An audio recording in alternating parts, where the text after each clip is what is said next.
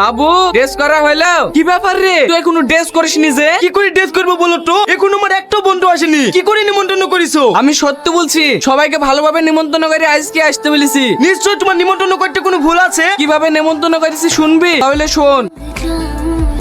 কি ব্যাপার আঙ্কেল, হঠাৎ করে আমাদের বাড়িতে? মা, আমি বিশাল বিপদে পড়েছি।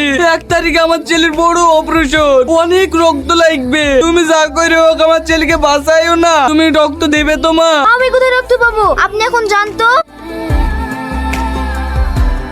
এবার বুঝতে পেরেছি তো, প্রত্যেককে এইভাবেই নিমন্ত্রণ করেছি তোর বন্ধুদেরকে যাচাই করার জন্য। যে বন্ধুদের লাগি তুই এত কিছু করিস, শুধু রক্ত দেওয়ার ভয়ে একটা বন্ধু আসেনি। আব্বা তুমি মিথ্যে কথা বলছো। আমার বন্ধুরা আমার লেগে জীবন শুদ্ধ দিতে পারে। আমার কথা বিশ্বাস হয়েছে না? তাহলে তুই ফোন করে দেখ তোর বন্ধুরা আসে কিনা।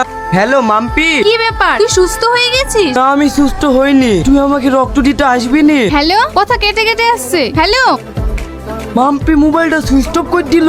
আব্বা আমি সব বুঝতে পেরেছি, যেসব বন্ধুরা আমার সাথে ঘুরতো সব নিজের নিজের স্বার্থের লাগি, কেউ আমাকে মন থেকে ভালোবাসেনি। ভালোবেসেছে তো শুধু তোমরা। আমি আর জীবনে তোমার কথা অবাধ্য হয়ে চলবো না। তুমি আমাকে ক্ষমা করে দাও আব্বা, তুমি যা বলবো আমি তাই শুনবো। তুই যে তোর নিজের ভুলটা বুঝতে পারিস, এইটাই আমার কাছে অনেক কিছু। আমি যে মেয়েটাকে বিয়ে করতে যাচ্ছি, যে মেয়েটা বিশাল লোভী। তুমি যেভাবে বিটা আটকাও, তারপর তুমি যে মেয়েকে বলবা আমি সেই মেয়েকে বিয়ে করবো। আমি জানি মেয়েটা বদমাইশ লোভী, এর জন্যই তো আমি ওর বাড়ি থেকে 2 দিন আগে বিটা ভেঙে দিয়েছি। তুই কাঁদিস নি মধু, চ ঘরে।